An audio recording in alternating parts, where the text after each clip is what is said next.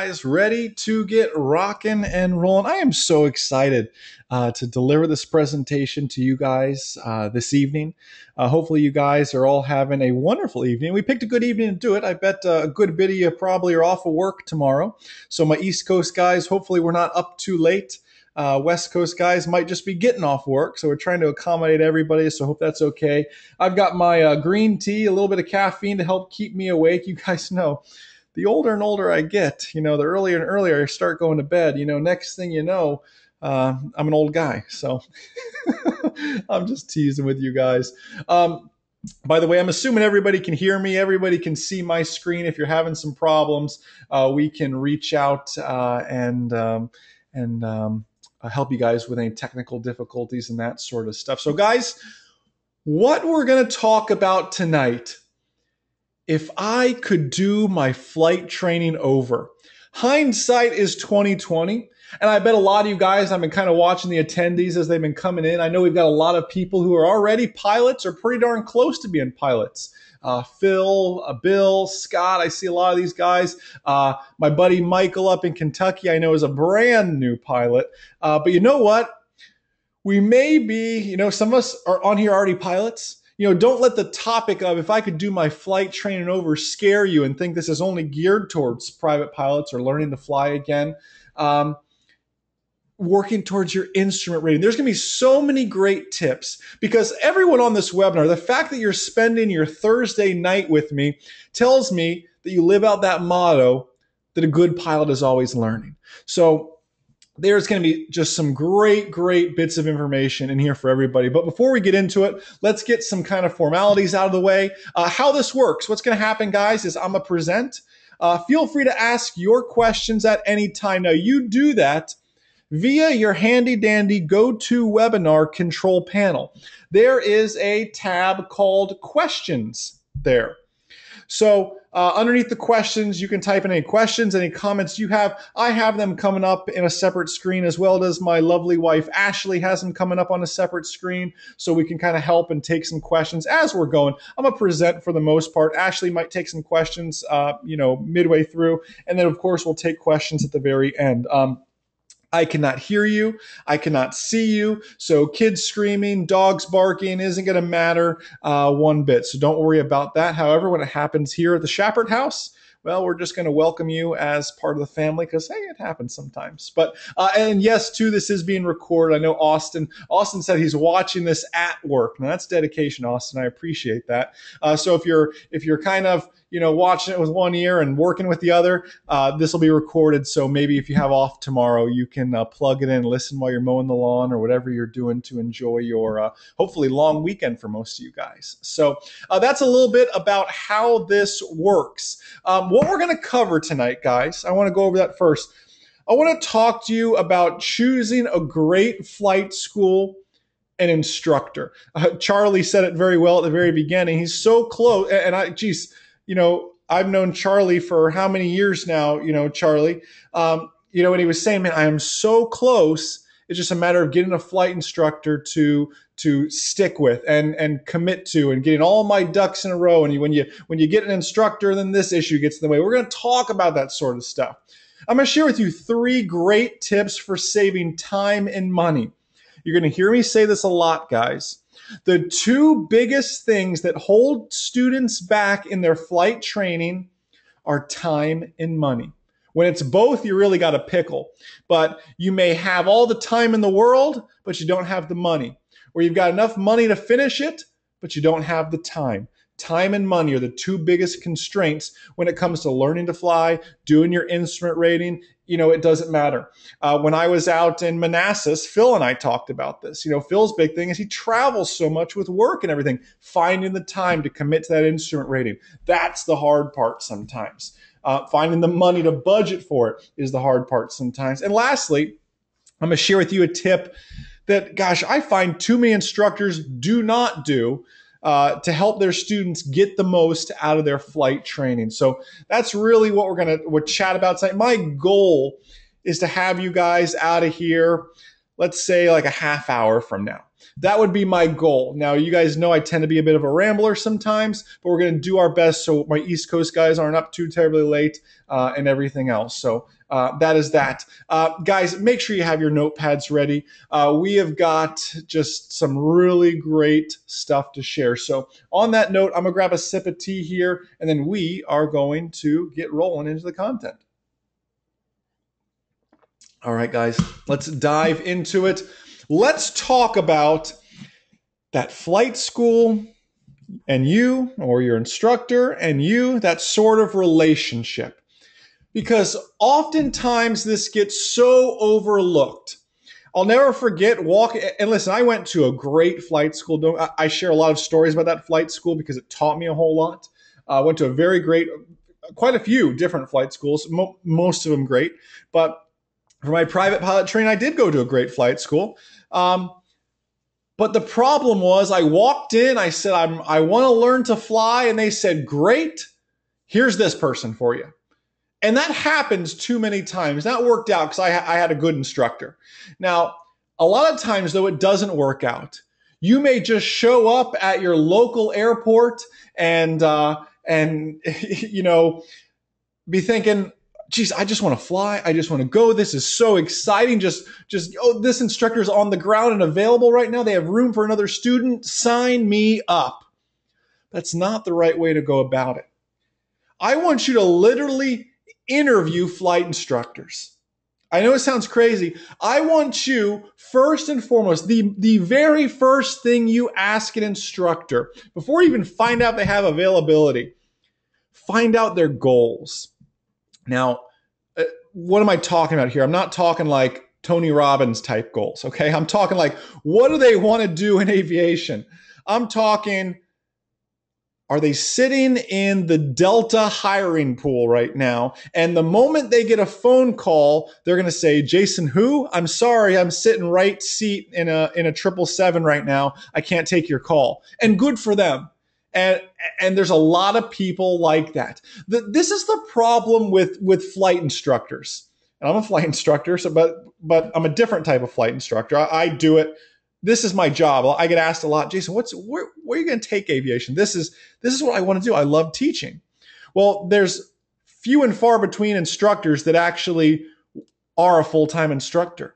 Most instructors are at that school building time to go on to the next gig. And there's nothing wrong with that. That is a beautiful stepping stone to get some experience, make a little bit of money and everything else. But you as the student have the right to know that, hey, the moment Delta or United or American Airlines calls, I'm peacing out of here. And you need to know that. Do you really want an instructor that he doesn't know if he's going to be your instructor even tomorrow, let alone right now?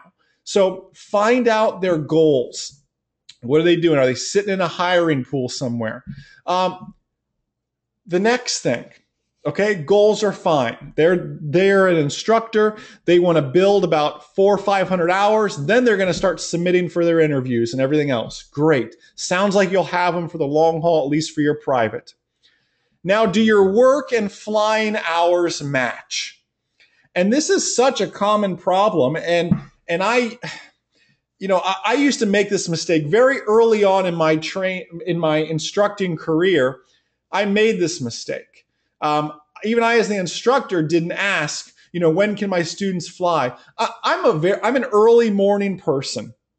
Without caffeine right now, you would get a very tired Jason. The only reason I'm still peppy is because of a little bit of caffeine from drinking some green tea. But I'm a very early morning person. So maybe if you worked, till 7 p.m. and the only time you could fly was from like 8 p.m. to 10 p.m., I wouldn't be a good instructor for you. Or I like to fly during the week, Monday through like Thursday. That's when I want to do my flying. So Ashley and I can just relax Friday, Saturday, Sunday. But for some people, Saturday and Sunday, maybe they're only 2 days they can fly. Well, I wouldn't be a very good instructor for you because I want to take Saturday and Sunday off. But for you, that doesn't work. So find out if that relationship works like that. For example, Larry up in Ann Arbor, Michigan, is a flight instructor. But you guys don't realize Larry, who I do Coffee Break Flight Instruction with, again, a great podcast you guys should download in iTunes called Coffee Break Flight Instruction. Larry and I do it together. Larry works for MzeroA.com, but he works for MzeroA.com via the weekends and via the evenings. By day, he's a doctor of pharmacy. So all day he's in the hospital, and then in the evenings he can fly, and on Saturdays and Sundays he can fly. Well, that schedule might be great for somebody. It might not be for others. So find out if your work and flying schedules match. And this is such a big one now that gets overlooked is, are they a personality fit? You have to realize that you're going to spend literally 40, 50 hours with this person, and that's just in the cockpit possibly, on top of times on the phone and ground school and everything else and doing paperwork. Are you a personality fit with this individual? My rule of thumb is I don't want to fly with anybody unless I'd consider taking them out to dinner with Ashley and hanging out as friends almost. Friends might be a bit of a stretch. I'm not saying get buddy with your instructor. That could cause an interesting dynamic too.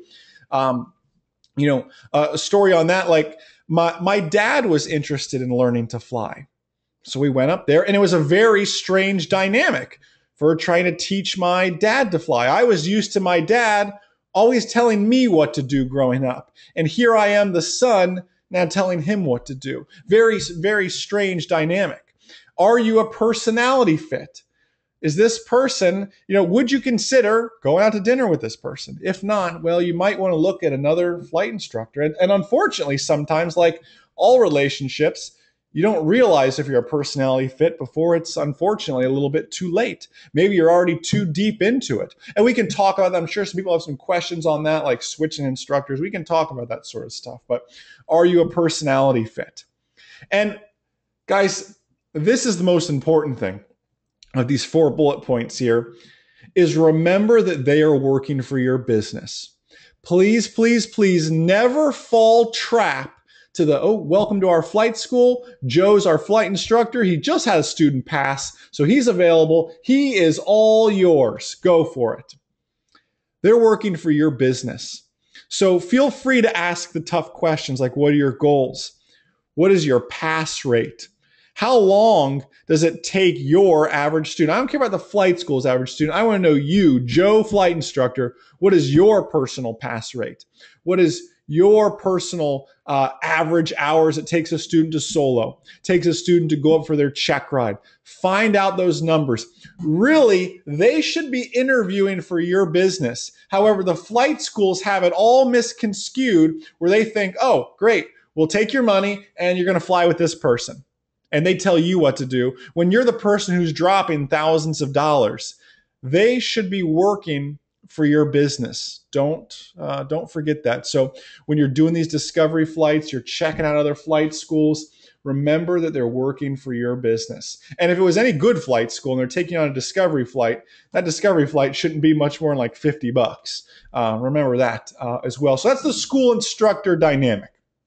Now, if you guys have any questions, write them down or put them in the GoToWebinar question box. Now I see a bunch popping up here. I'll try to come back and I'll take them at the end here as well. But that's the school instructor dynamic. And it is just that important, guys, because you're spending a lot of time with that person. And anybody out on this webinar who's flip-flopped instructors, not by their own, own will, but listen, for my commercial pilot certificate, I had 8 different flight instructors. Finally, the 8th one finished it off. Thank goodness. And it wasn't my fault. That's back when the hiring boom was going crazy. If I would have found out their goals, I might have avoided that because my last instructor was a career instructor. I wish I could have gotten that career instructor the first time around, but I wasn't asking the right questions.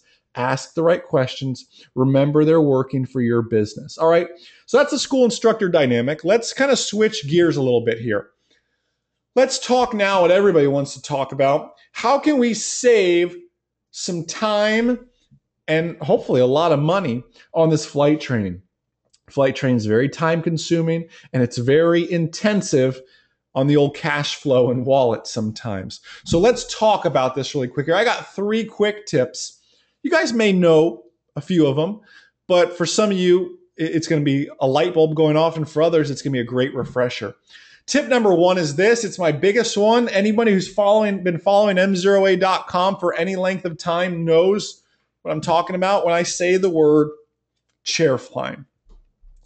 Chair flying is the art of sitting in your big, comfy, lazy boy chair, whatever that may be, sitting there and going over your slow flight procedure. Let's just do it together really quick. Let's use slow flight as an example. And I'm just going to think out loud. That's literally what it is. If you could see my hands are moving, but we're slowing the airplane down. We've already done our clearing turns, pre-maneuver checklist. Everything is all complete. So that's good. We're slowing the airplane down. We're in the 172, so I'm turning the carb heat on. I'm bringing the power back to roughly 1,700 RPMs. I'm remembering I'm pitching for airspeed, powering for altitude. I'm not pitching back too abruptly right off the bat because I don't want to convert any of that airspeed into an altitude gain. So I'm just working to hold level. I'm being diligent, looking outside, looking inside, as well as I'm slowing down, trying not to fixate inside.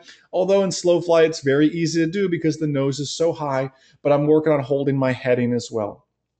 As I slow down, I get down to my my VSI speed, end of the green arc is what I'm really looking for. I realize I'm starting to lose a little bit of altitude, so I give it some power. I realize my RPMs are up in the green arc, so I can turn that carb heat off. And I'm holding it here like a boat trying to get up on plane. I'm just holding it here, using ailerons are very ineffective, using my rudder, realizing I got to hold a lot of right rudder in that case as that P factor is trying to turn me over. And I'm just doing slow flight in my head. That is chair flying. Sitting down and flying your maneuvers on the ground.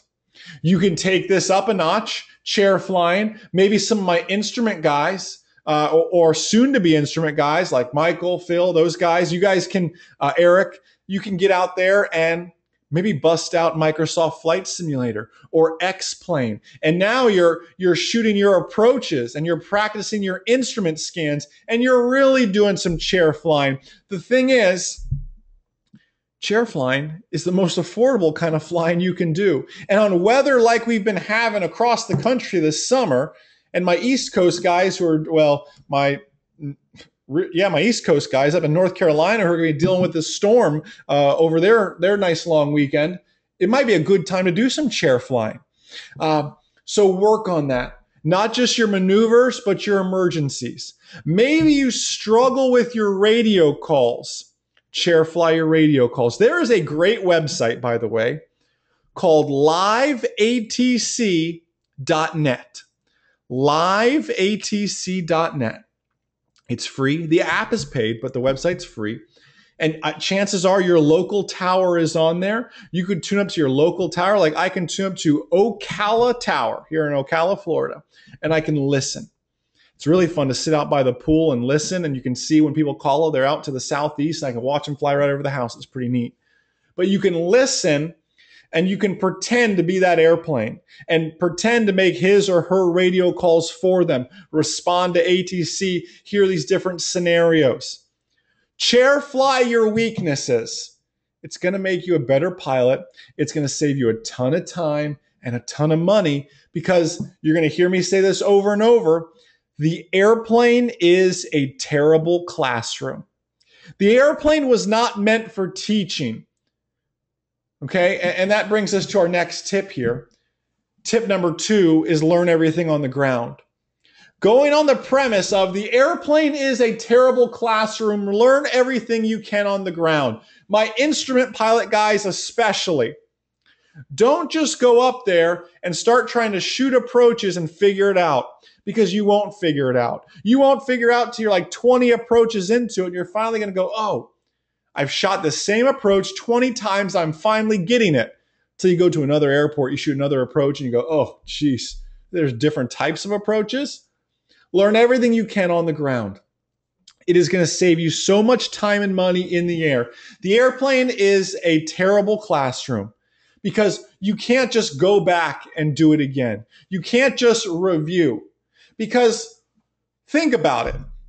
Does it make more sense for you to chair fly or for me to tell you how to do slow flight like we just did on the ground and let you practice it on the ground? Or does it make more sense to go up in the air, me to show you slow flight, monkey see, monkey do, now you do it, but then we just, if I do that for every maneuver, how many hours of flight time are we going to add up? And times what's a good hourly wet rate for a 172? 150, 160 bucks an hour, maybe, if it's G1000, depending, with an instructor. So multiply that out and look how much money you just saved by cutting that time out. Now, I'm saying there's nothing wrong with having your instructor show you. I'm just saying, wouldn't it make more sense to jump up in that airplane already knowing what to expect? A common instructor error is to go, all right, guess what? We're doing stalls today. And because they haven't prepared their student's not in any sort of ground school, all they think of is stalls. They're terrified. And this happened to me. I kid you not, guys. I did zero ground school in my private pilot. And again, talk about hindsight's 2020. I wish I could have gone back and learned everything on the ground, but I didn't. I tried to learn everything in the cockpit. So when I found out we're doing stalls that day, I kid you not, I was waiting for the engine to quit. I say that because I thought in my mind stalls were the engine stalling. That's how naive I was early on in my flight training. I'm not even kidding. And my instructor is showing me this stall, and it feels more like a roller coaster. And I had the nerve to ask, so why is the engine still running? And, she laughed and was like, well, Jason, no, it's an aerodynamic stall. The engine's not stalling. And I'm like, oh. By the time they beat that into my brain, we already spent 30 minutes in the air. At that point, it was probably like $110 an hour. It's a lot cheaper to fly back then, maybe even cheaper than that. And I wasted that time because I wasn't prepared. I didn't learn everything I could actually on the ground. James said, by the way, $185 an hour is what he's paying. Yeah, those prices, they keep pumping that gas up. Those prices aren't going to come down anytime soon, too. That's another bone to pick later on. But let's keep moving forward here. That was tip number 2. Learn everything you can on the ground. And you know what? Again, shameless plug. You guys know all we do at MzeroA.com. You know the online ground school. You know the books. Listen, you are spending your Thursday evening with me to learn on the ground. So tip number 2, you guys already know it, whether you know it or not. Tip number 3, let me grab a sip of tea here really quick. Tip number 3 is to fly frequently. I get the most grief about this one from students. Well, Jason, how often do I need to fly? And I say, well, I'd like you to fly 2 to 3 times per week. Oh, geez, I can't afford to fly 2 or 3 times per week. And I'm telling you, run the numbers. Run the numbers on anybody who flies 2 to 3 times per week and the person who drags it out. Run the numbers on a student who finished their private pilot in 3 months and the student who was just double that, let's say, finished it in 6 months. Same instructor, same airplane, same airport, and I guarantee the student who finished their private in 6 months spent more money. Now, it was spread out, so it didn't hurt as bad. It's kind of like making the minimum payment on a credit card. You know what I mean? Yeah, you'll get it paid off eventually, but you're going to pay a whole lot more. It just looks like a smaller amount initially. Now, the reason I say 2 to 3 times per week is because anybody who's been around aviation enough knows that, yeah, we can schedule Monday, Wednesday, Friday, but Monday it's going to be rainy, and we come out Wednesday and the airplane won't start. And by the time we get it fixed, we only get to fly Friday. I make my students at least schedule 2 days per week with me. And I know, in Florida at least, we might only get to fly one of those days. From a weather standpoint, from a maintenance standpoint, from a scheduling standpoint, you just never know. Now, if we get to fly both of those appointments, that's awesome. That's what I wanted to do. But I schedule more than I think almost, knowing that weather or illness or something is going to pop up. Flight training is always set back by things like weather, people getting sick, work and life getting in the way. There's nothing wrong with it. That happens. But increase your flight frequency. And anybody on this webinar who's done that can tell you that is such a huge key. Flying more free. And also, too, why is it cheaper? Well, because you retain more. If we fly Monday and we schedule again for next Monday, but weather's bad, so we schedule again for the next Monday, now it's been 2 weeks since you last flew. So instead of going up and showing you something new like stalls, we're recapping what we did last time, which was steep turns and slow flight. And we might squeeze in like 1 or 2 stalls, but we're kind of pushing it. Now we're over an hour. And a lot of people say, well, you know, I can only fly once a week, so I'm going to do 2-hour lessons. Maybe that works for you, but at least for me, and I'd be willing to bet 75% of the people on this webinar, that won't work for. 2-hour lessons in my book, my brain is fried after an hour. There is so much going on. I guarantee most of you guys have done a flight lesson, come home and go, geez, I just want to take a nap. It is such a mental exercise, especially on a hot day and busy airspace. It is a mental exercise to get up there and fly. Half the time you're just pooped. A 2-hour lesson is a lot.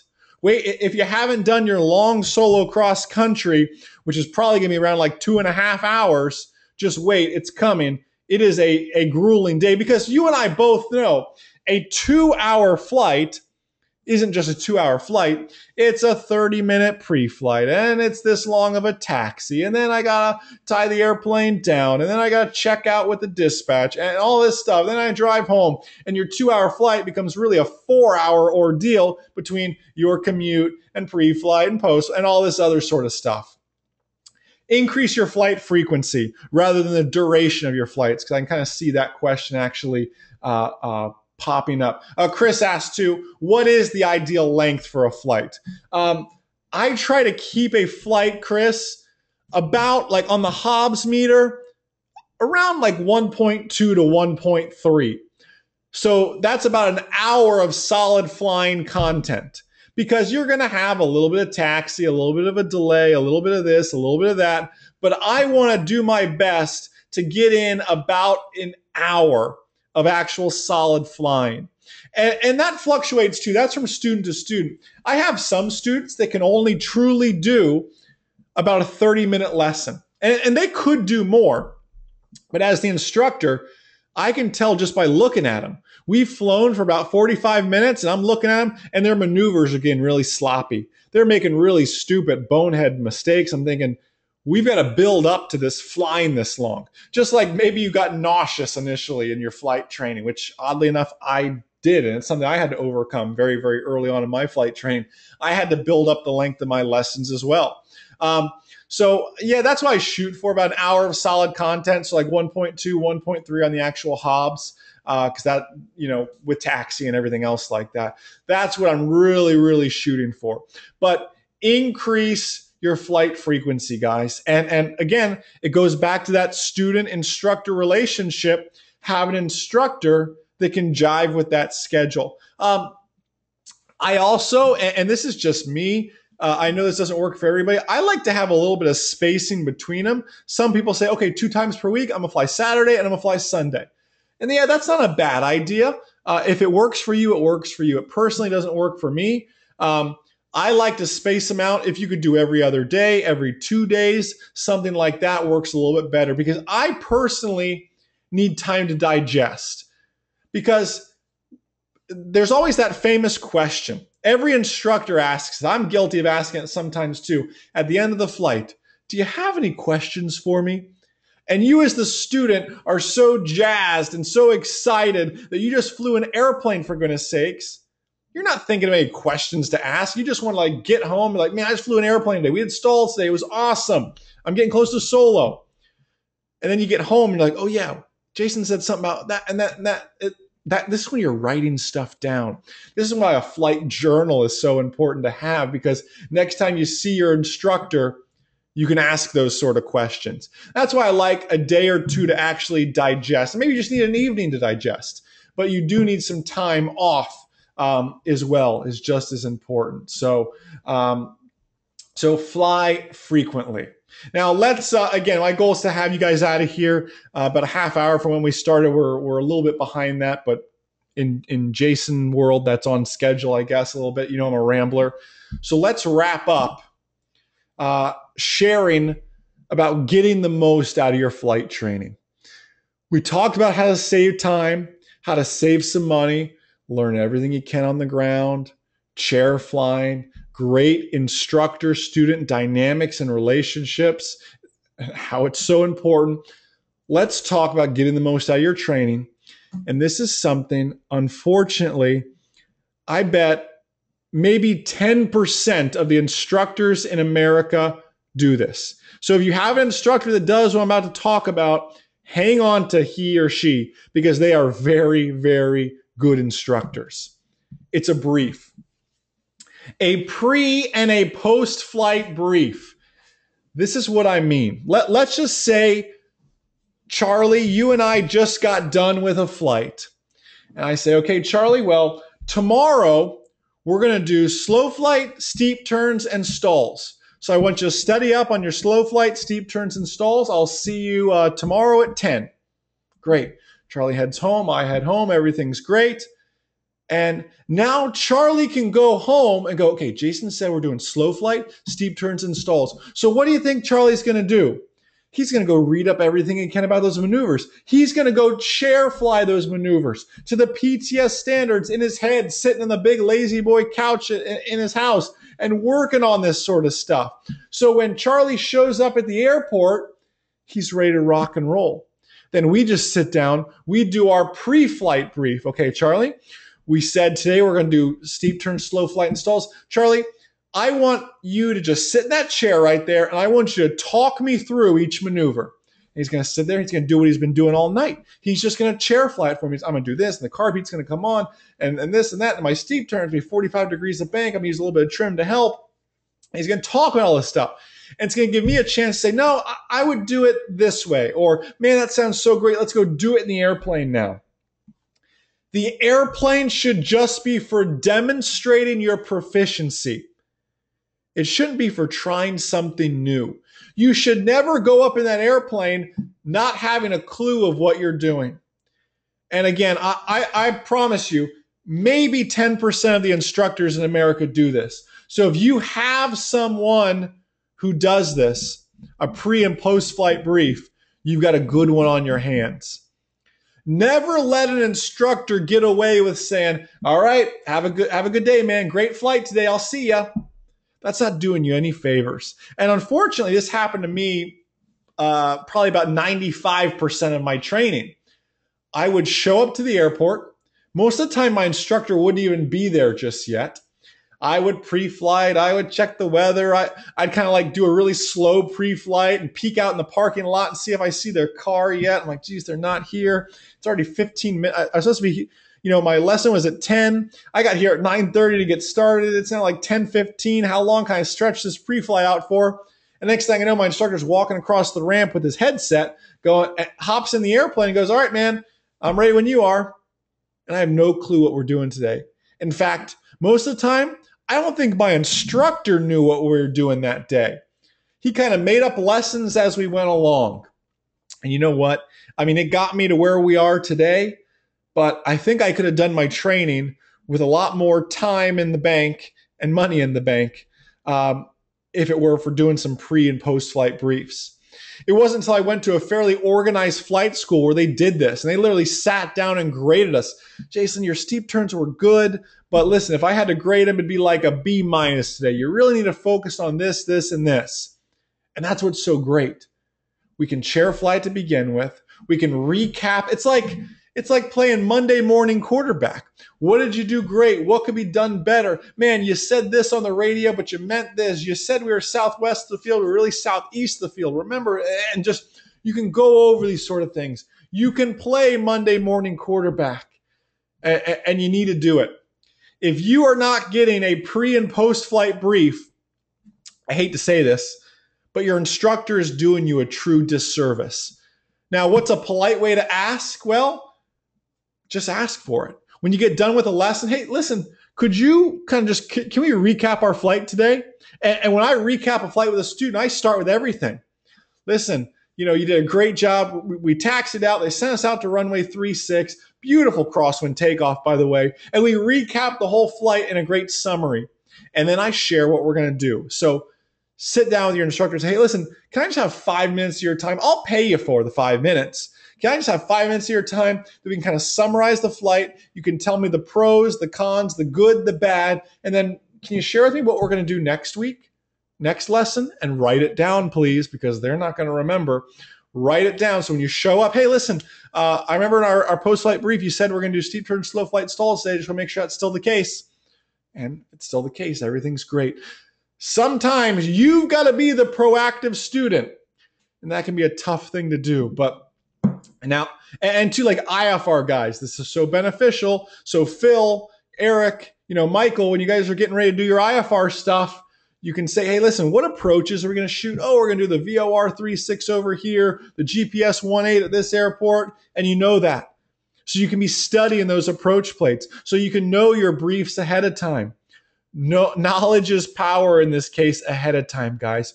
Pre and post flight. If you didn't get anything else out of this webinar, I want you to get this: the importance of pre and post flight briefs. The dynamic with your instructor is important. The saving money tips is important, but you have none of it unless you have a great pre and post flight brief with a great instructor, and everything else kind of falls into place in that regard. It is truly paramount that happens. So guys, I'm going to kind of wrap this up. Again, I don't want to steal too much of your evening. I'm very, very thankful you guys are spending it with us. With Ashley and I here, so we can share some great information with you guys. And I want to share something pretty cool with you. I was going to save it for Oshkosh, but we're launching at Oshkosh a new book, but I want to make it available to you guys. Well, what's it? 3 weeks from Oshkosh, 3 weeks ahead of time. It's our new book called The Private Pilot Blueprint. And it talks about everything we just talked about and more. What to expect on your first solo, what to expect on your check ride, working you through everything, interview questions for your CFI, just really, really great stuff. And guys, the book, I want to give it to you tonight for free. It's in paperback. So all I'm asking is that you pay shipping.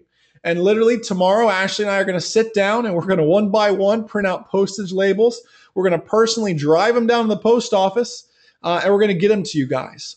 The website, we just set it up today, is privatepilotblueprint.com. Again, I wasn't planning on having this book come out till Oshkosh. I know those of you who are on the Good Pilot Tour, I talked about this book in my presentation, but I wasn't going to release it till Oshkosh, but it's going to come out. I want to make it available to you guys now. And I want to get your feedback on what you think about it. So privatepilotblueprint.com. There is no charge for the book with the exception of you pay, I think we set shipping at like $6.95. And that is like, we might be making like a nickel, on that. My point is I want to get the book out into your hands. I want to get some feedback from you. And most importantly, I want you to save a ton of time and a ton of money on your flight training. I'm looking at my copy here. It's about 100 pages, a very, very easy read. It can be read over, the course of a few hours. It talks about what makes a great flight instructor, what every pilot should own, talks about the transfer of responsibility, keeping your flight training on track, dealing with overconfidence. It talks about some flight maneuvers, checklist usage. It is really just a great starting point. Don't let the title fool you, Instrument Pilot Guys. It could just as easily be called the Instrument Pilot Blueprint because everything in here is relevant to one thing, flight training.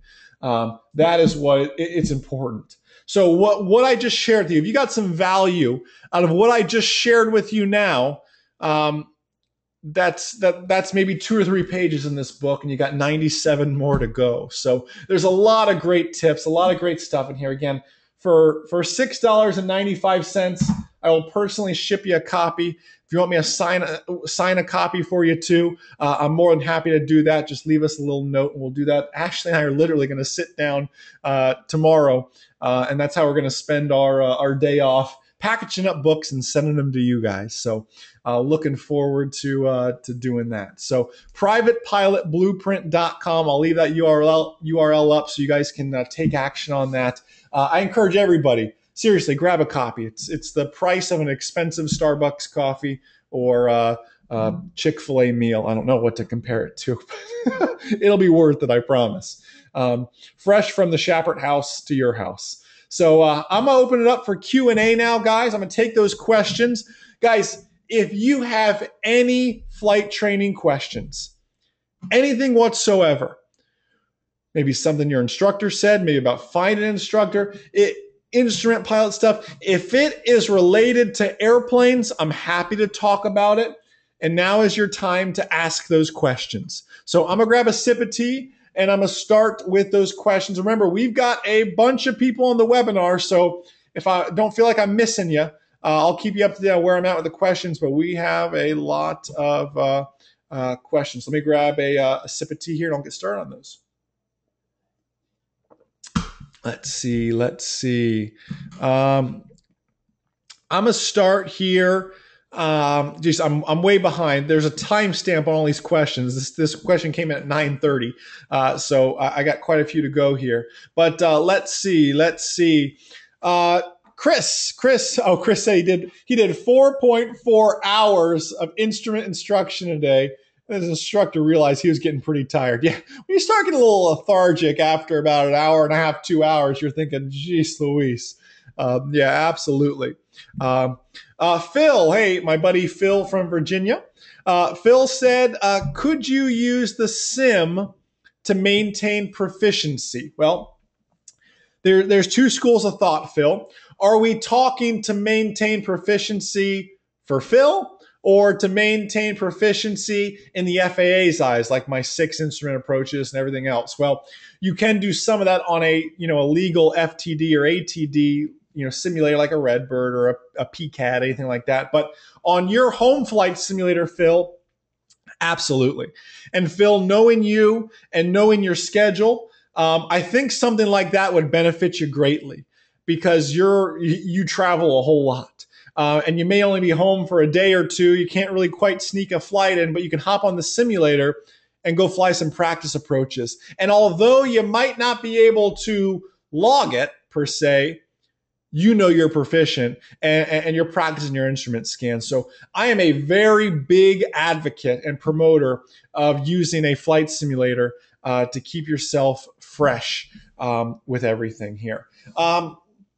Chris asked another great question here. What are your thoughts on like a 10-day to instrument pilot program or something? Like, we're not going to name any names or anything like that. But what are my thoughts on doing like a 10-day instrument pilot course? And we all know they're out there. What are my thoughts on that? Gosh, that is. I'm trying to not give you a very political type answer, Chris, and just give you my true opinion. My true opinion is I personally wouldn't do one. Everybody is different. You know what, Chris? You might need that kind of intensive approach. For example, some people do I know I've had students that the only way, Chris, they will pass a written test is if they go do the Friday, Saturday, Sunday course, take your written test on Sunday.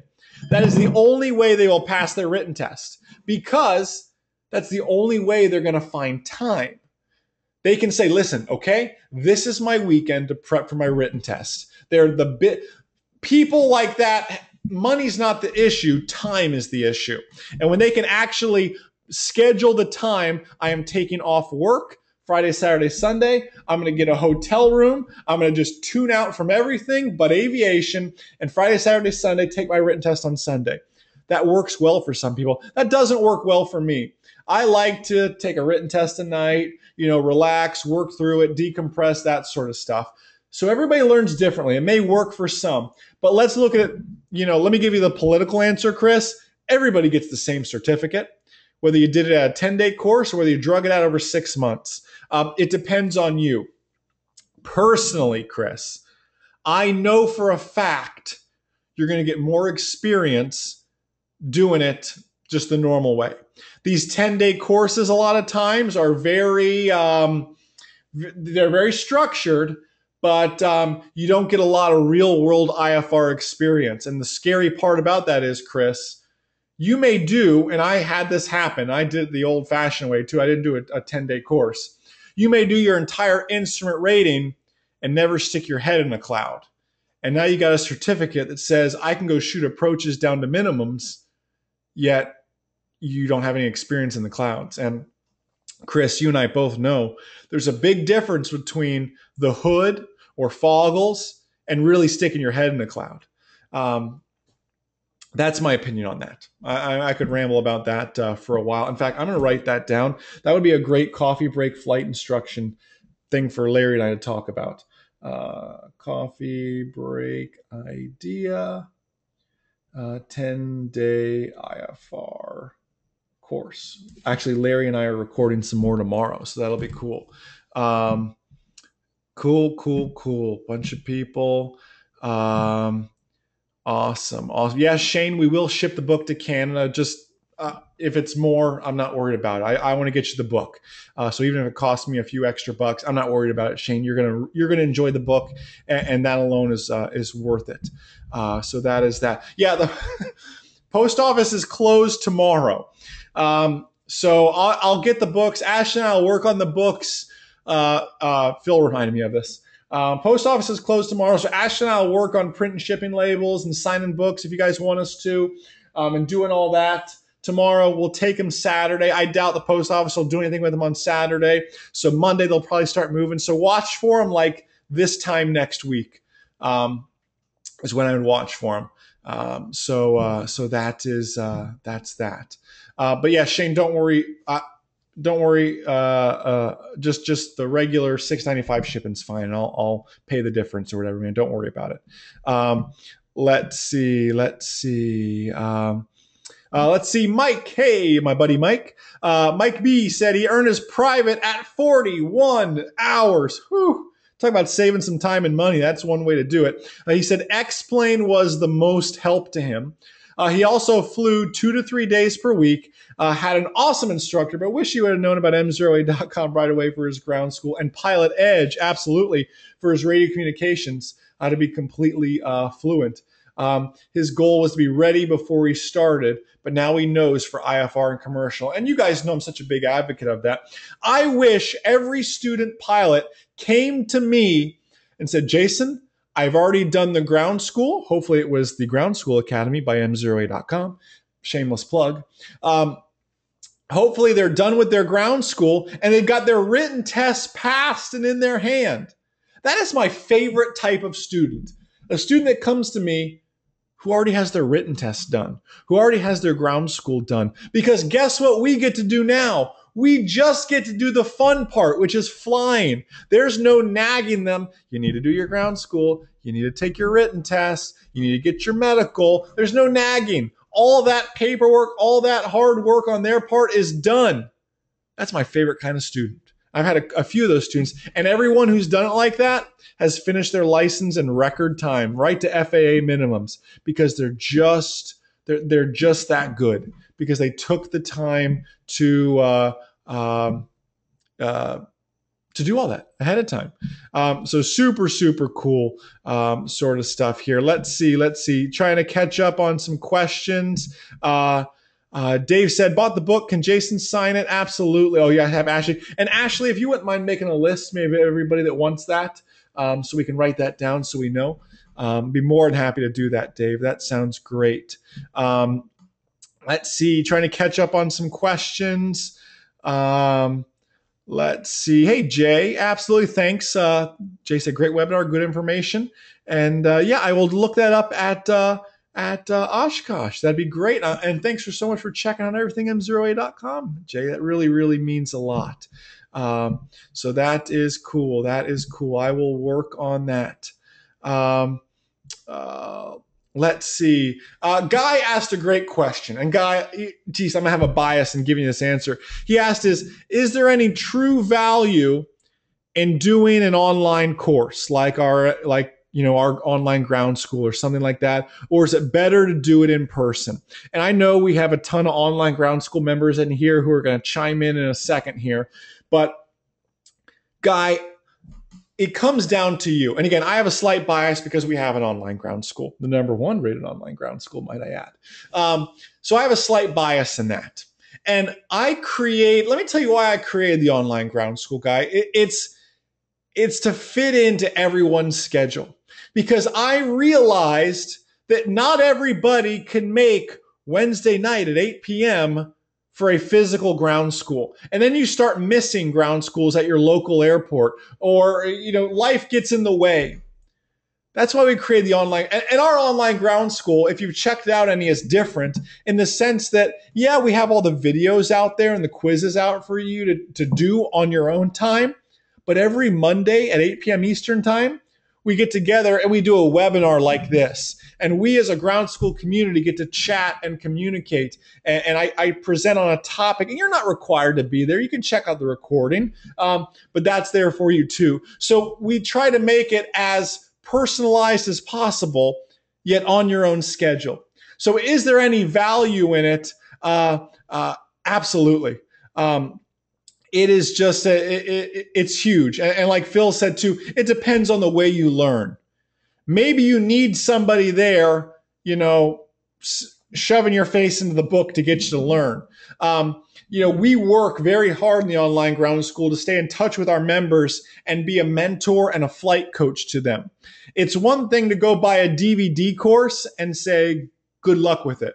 It's like when people buy workout programs and they have all the good intentions of doing this workout program, yet it sits because nobody was there telling them to do it. Well, we try to do our best to stay on top of our online ground school members and in touch with them to make sure they're truly doing the work and on track with everything. So that's kind of summarizes everything. We're more than an online ground school.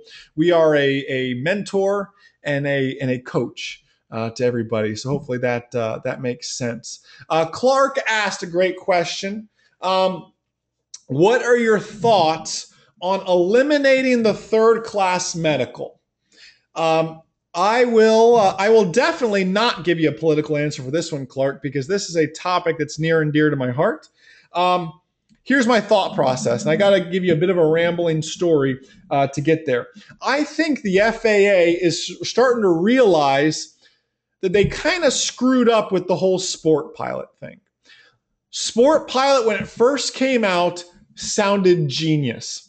When FAA announced sport pilot, I was thinking, this is great. We can now teach people just on their driver's license. They're going to make these aircraft that are more affordable. We're going to create more pilots and lower the cost of flight training. Awesome. I thought it was great. And then the sport requirements came out, and I realized, a Cessna 150, which meets every requirement, the horsepower requirement, the weight requirement, it meets every requirement, but the FAA says, no, we're not going to make that a light sport airplane. In fact, the only already in production light sport airplanes became like your Cubs, your Aeronca Champs, that sort of stuff that people really don't want to train in anymore. They want to save those as an antique and show them off at Oshkosh and Sun and Fun.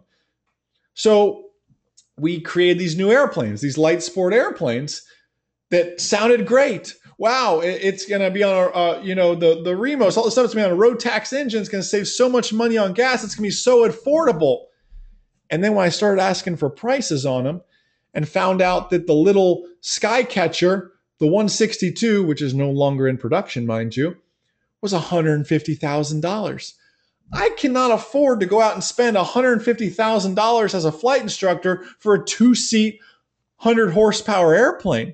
That's called a Cessna 150, and I could buy 4 of them, 5 of them for that amount of money. You see what I'm saying there? So I think the FAA eliminating the third class medical and letting you fly on a driver's license is very, very smart. Of course, I said the sport pilot thing was very, very smart initially now too. until I realized that no flight school can afford to buy a light sport airplane. And if they can afford to buy it or get the loan for it, it's very hard to make money off of it because remember, it's supposed to be the affordable flying, which it's not for the flight school. Margins, you may not realize that from a business standpoint, the margins are so slim on light sport flying for these flight schools. And that's why Cessna stopped making the Skycatcher and that sort of stuff. It's a really neat market, but it's a tough one. So Clark, I don't mean to ramble, but sometimes I get stirred up on things. I think eliminating the third class medical is great. And I think it's going to allow a lot, hopefully it's going to help our pilot community by operating on a driver's license. Now there's got to be some sort of checks there still. And Larry, who's our medical expert, I'm going to add that as a topic, Clark, to coffee break tomorrow. Losing the third class medical. Larry and I will talk about that tomorrow on Coffee Break Flight Instruction as well. I'll make sure that gets up and you get a copy of it, Clark, as well. Let's see. Hobie, absolutely. I'd be more than happy to do that. Hobie says, I want a signed first edition copy. They're all going to be first edition. That's for sure. I don't want to see any of these on eBay now, trying to sell them, though, to pay for some flight lessons. But I'm teasing. Mike, hey, my buddy Mike in Kentucky had a great chance to meet he and his lovely wife. And hopefully they're doing some great flying around now. Brand new private pilot. So that is great. That is great. Let's see. Let's see. Just reading some more comments, some more questions. Let's see. Dave said, I will say everything Jason said was everything I encountered in my endeavor. Thank you so much. I'm telling my fellow students that want to learn about groundschoolacademy.com, my CFI as well. He was really impressed with your Pass Your Private Pilot Check Ride book. Well, thanks, Dave. That really means a lot. And listen, guys, that's how Ashley and I make a living. It's people like Dave and like you guys out there spreading the good word of MzeroA.com. So I really appreciate you guys for doing all that. Phil brought up a great point too. Phil said interaction with other pilots was really helpful for him as well. And I think you guys are right. I mean, whether it's joining EAA or any local clubs or chapters that you guys have at your airport, attending your FAA safety meetings, going to events like when we do the Good Pilot Tour and traveling around, just meeting these new individuals and new pilots. Relationships are built and you're able to learn so much from these individuals. Maybe they're aircraft owners and heck, they'll take you up on a flight. They're good friends to have. Absolutely. So very, very cool stuff here. Eric. Yeah. Oh, bummer. Eric said his plane purchase was for $6,000. He owned the airplane 26 years until Hurricane Sandy got it. Oh, what a bummer. But geez, what a bummer. But 26 years, you got a lot of good uses out. Yeah, IMC clubs. That's the other thing Phil mentioned too. Yeah, for sure. IMC clubs for my instrument guys, EAA chapters, that sort of stuff. Just great things to join. Check things like meetup.com, that sort of stuff for anything that's happening aviation-wise. Let's see. Kevin asked a great question. Kevin said, is it worth it to get a sport pilot license, rack up the hours until you complete a private pilot certificate, or is it better just to stick with a private pilot program all the way through? Kevin, you and I have talked quite a bit about, your flying and everything else. I believe it's in a 162 if my memory is correct, Kevin. So we've talked about this before. If you've got a flight school, you got a great instructor, you got the airplane, and you're doing sport, I have no problem with that. My beef with sport was I think it's hard for the flight schools to afford. I don't have a problem with the sport pilot certificate at all. I have a problem with the airplanes being too expensive. Something that was supposed to be more affordable. I like the idea of a sport to private transition. I think it's fine. And it's a fairly easy transition to make, Kevin. And if that's what's easiest for you right now, I have no problem with the current path that you're on. I think it's a very, very smart one. and it's a great way to build up some time. But hey, run a few Excel spreadsheets on it and make sure you're truly saving money. That would be my other thing. I'd be willing to bet you are, but do run some numbers on it. So that is that. Let's see. Yeah, Mike, we can. I'll work on that for you, Mike. I'll make that happen. Um, that's too funny. That is too funny. Dave, yeah, absolutely. One day we will run into each other. Hopefully, Dave, maybe you'll be at Oshkosh this year, something like that. We can meet up or make that good pilot tour come out your way sometime in the near future. Guys, I'm getting to the end of questions, at least on my end. If I haven't answered your question, let me maybe type it in again because I'm getting to the end of questions here. So if you haven't heard me, oh, you know what? I remember Peter had a question at the very beginning. Let me go back to Peter's. And again, if I have not said your name or answered your question, I think I'm done here. So ask away here. So I can get that. Let's see, Peter's question. Let's see. Peter said, I'm coming up on 75. Doc says I'll be good for renewing my FAA medical. Been 20 years or so since flying, other than flight sims. We'll get BFR soon. But as an ego trip, I'd like to get my seaplane rating in Alaska next summer. Any suggestions? Peter, that is so cool, man. And congratulations on that. That is...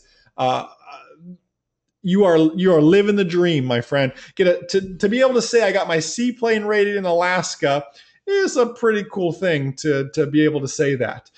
So absolutely have that as a goal. Any suggestions as far as that goes? Understand this. I'm sure you know this already, Peter. Your BFR, considering you haven't flown in 20 years, will probably not be the usual hour of ground, hour of flight. It might be a fairly extensive process. It might be, 3, 4, 5 lessons until that instructor feels confident in signing you off to rent that airplane. And that's how I look at a BFR. Would I let this person rent my now beloved new to me 172? If the answer is yes, I sign them off. If the answer is no, unfortunately, listen, we need to do a little bit more time together. I look at a BFR as an extensive rental checkout sometimes. So know it going into that. Peter, a lot has changed in 20 years. Do yourself a favor.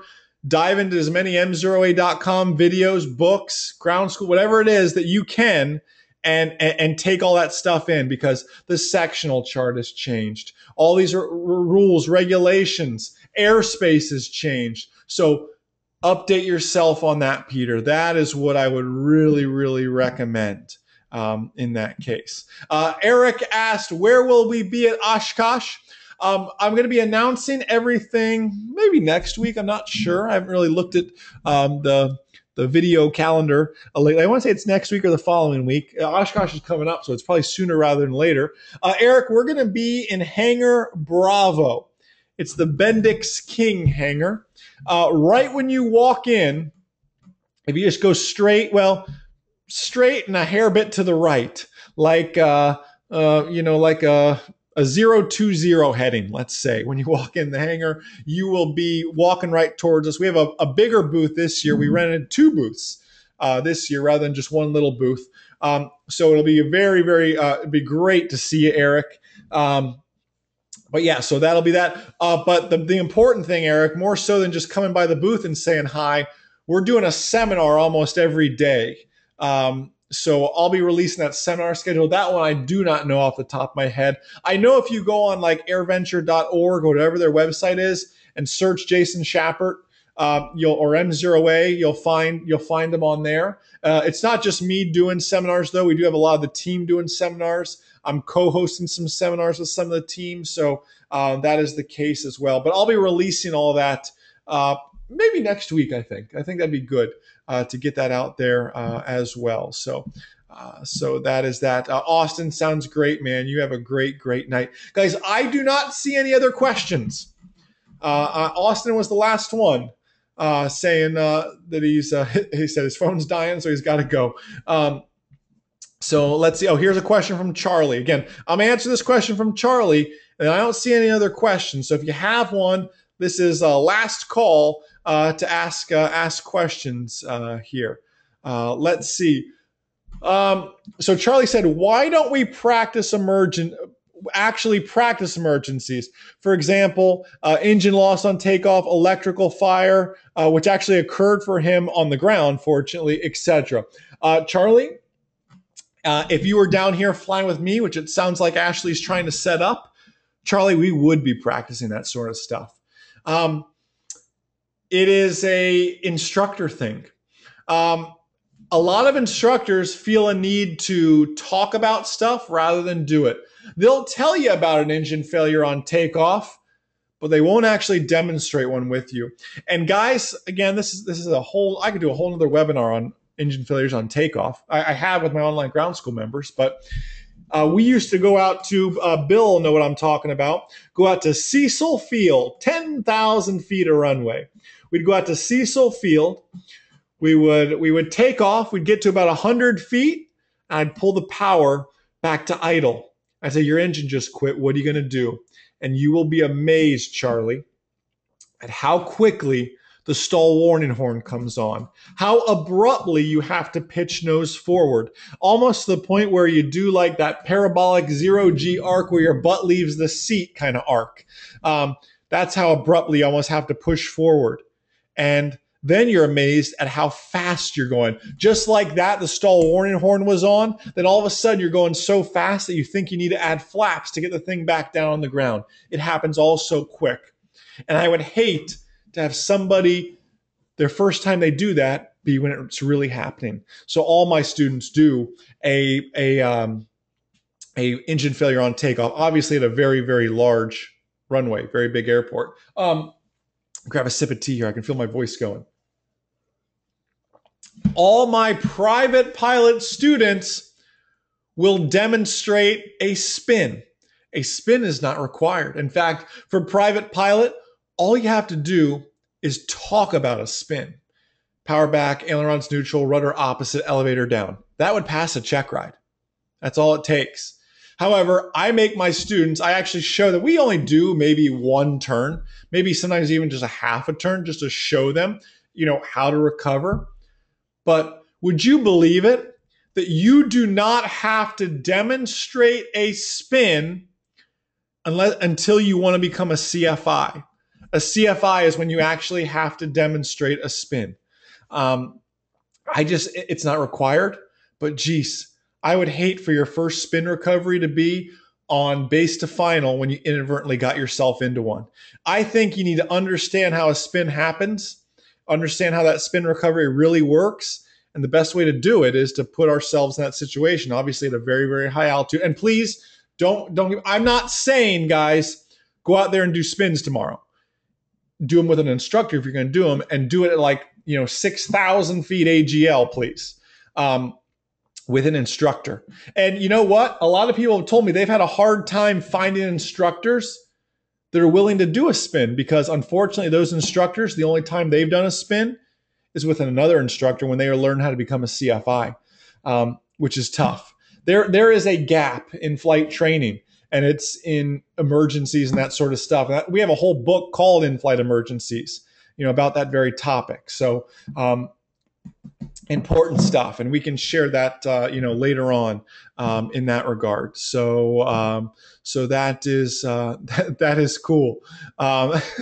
Wade said, "Perfect, Jason. You just finished mowing the lawn. Great webinar." Well, Wade, you must be somewhere where the sun's still up, because it's sure not up here. But I appreciate you listening to us while you're mowing the lawn. I think that is a very cool thing to do. You apparently have really, really good 4G wherever you're at too, Wade, or the Wi-Fi just goes outside of the house. So that is cool. Chris said, "No more questions from me. Going to fly X-Plane now. Great seminar. Thanks for your service to the pilot community." Chris, thanks so much for that. And thanks for tuning in. So that is great. Yeah. And make sure, like Phil said, guys, you're in a plane rated for spins as well. Absolutely. Not all Cessna 150s are rated for spins as well. There's an AD about that. I only know that as a Cessna 150 owner. So that is great. Let's see. I got this last question Last two questions, then I'm going to wrap it up here, guys. Kevin asked, any quick advice on sizing up an instructor and when to know when to run away and when to get somebody else? Kevin, I don't know if you grabbed a copy of the Private Pilot Blueprint. I talk about all that in the blueprint. So if you haven't, I encourage you to grab it.